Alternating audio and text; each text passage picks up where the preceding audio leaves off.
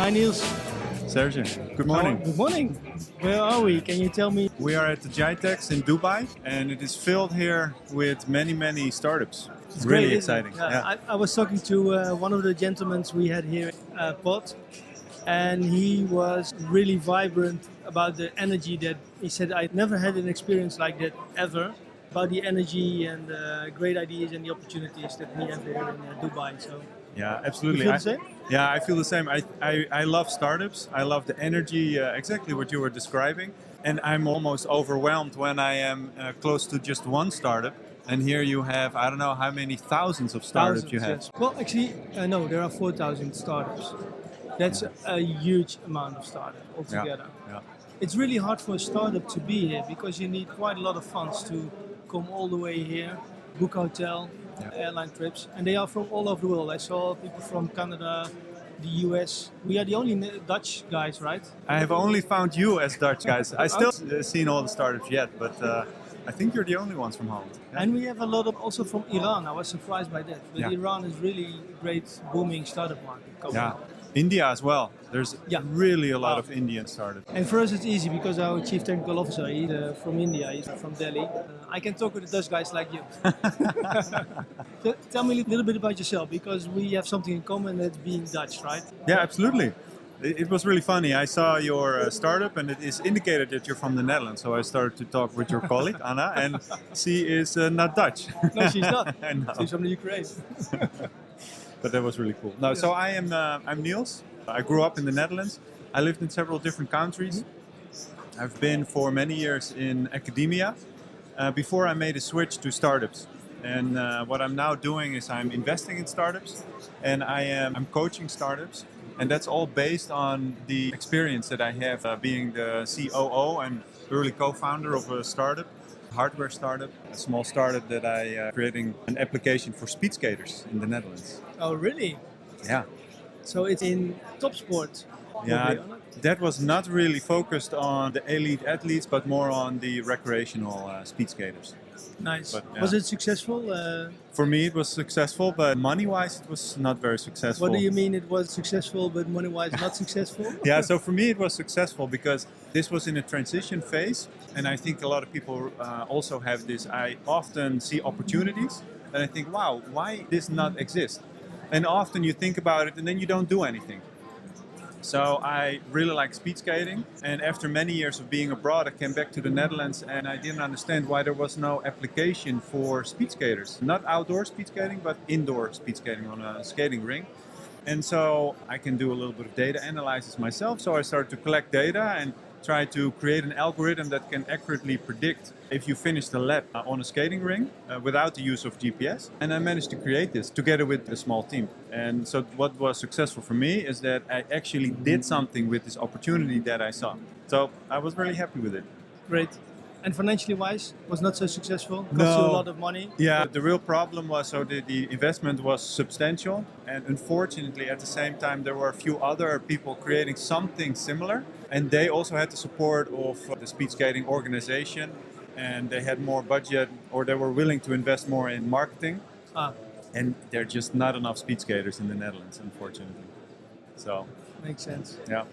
So that was a lesson learned, probably a lot of lessons. Oh, yeah. Yeah. What did you learn the most during your startup? Yeah. With this, so in general, if I look back now with all the experience that I have, it is really important to validate your business idea as early as possible.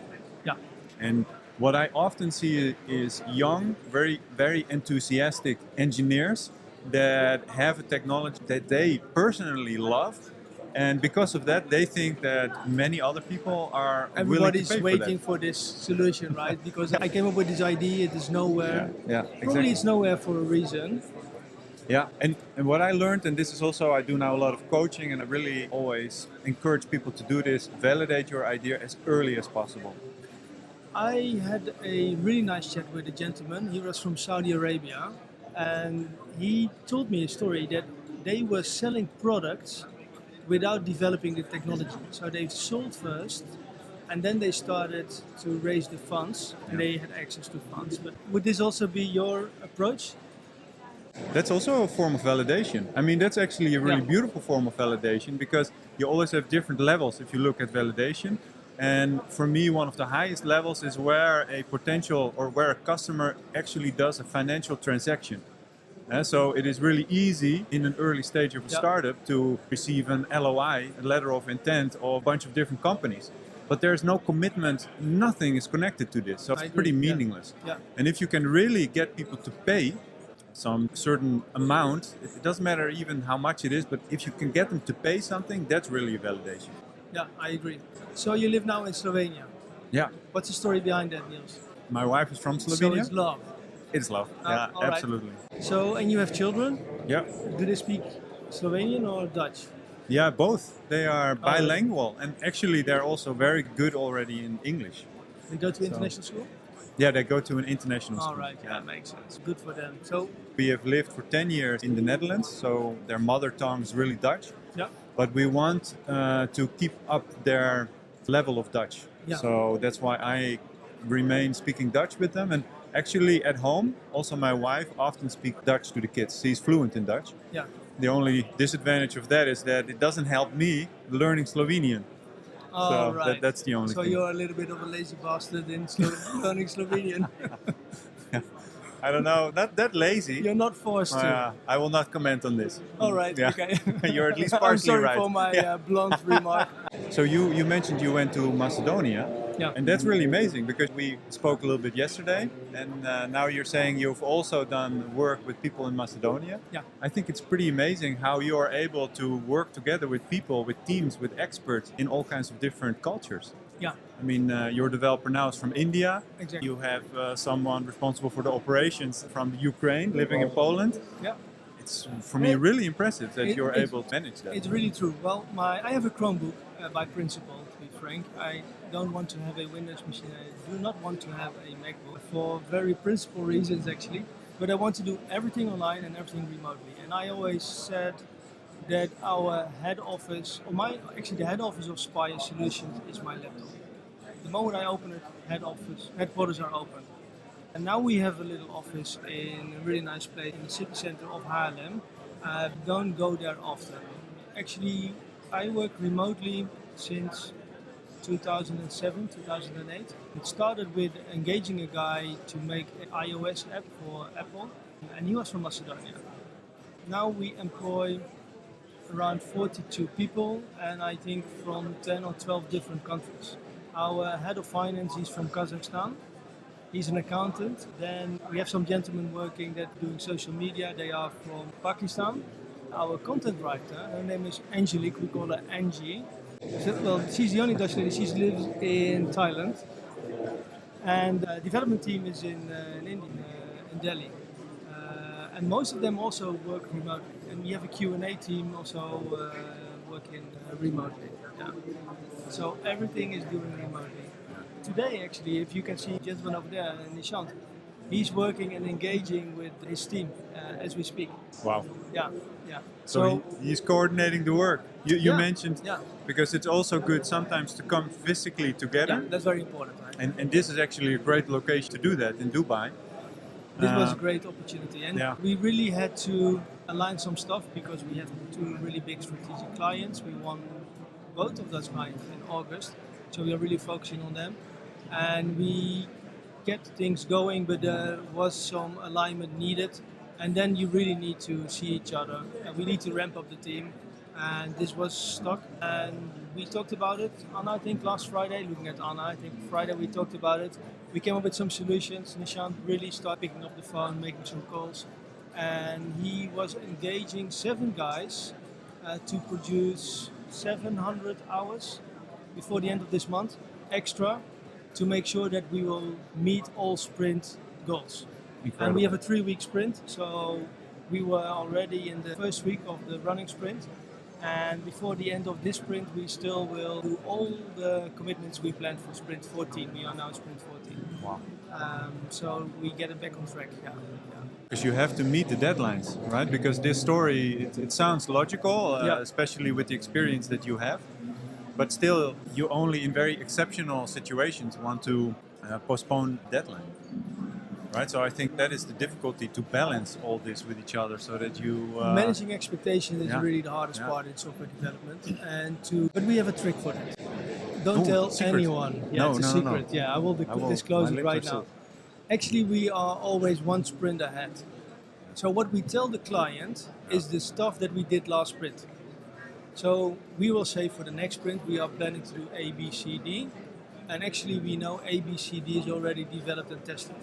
So we know exactly what they are going to get, and we will work on E, F, G, H. And if we are able to make it not to H but only to G, then we will say for the next sprint we will do E, F, G, and that's it. So we have a buffer. And also when we do estimations of the task that needs to be done, we always take a 20 to 30% buffer. I really would like to see a 30% buffer. Nishant, our technical officer, can be a little bit too opportunistic and optimistic, probably. And he said we can do 10. But I think this is because for me, what I've realized, if you're working with customers like you are, the expectation management is the most important.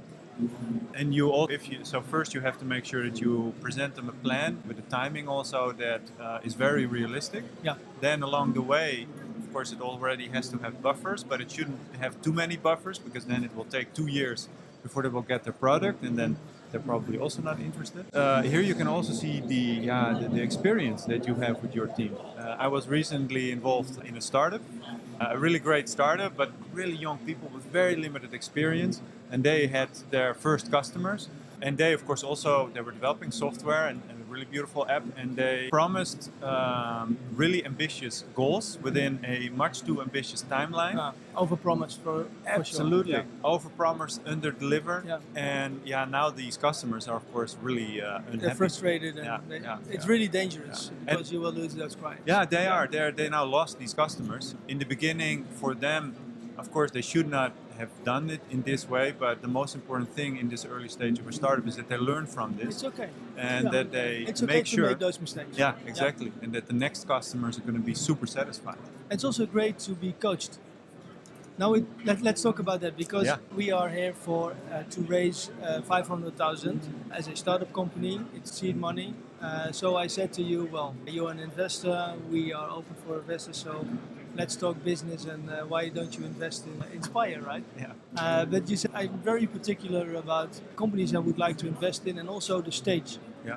Can you? Yeah, absolutely. So what is for me the most interesting is a really early stage, because there are a few things.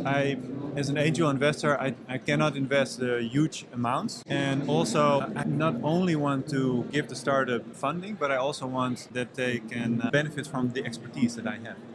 Great. And so my expertise specifically in the early stage. Yeah. So, and what I like is to also work with younger people, or at least that's now the experience that I have. Usually startup founders with a technological background. So that is what I'm looking for. And one of the things that's also really crucial for me, I want that they have a positive impact on the society. Yeah. And I want that they are not too far away. Geographically. So I want to be able to jump in the car and then within a few hours be able to drive there to help them solve a problem.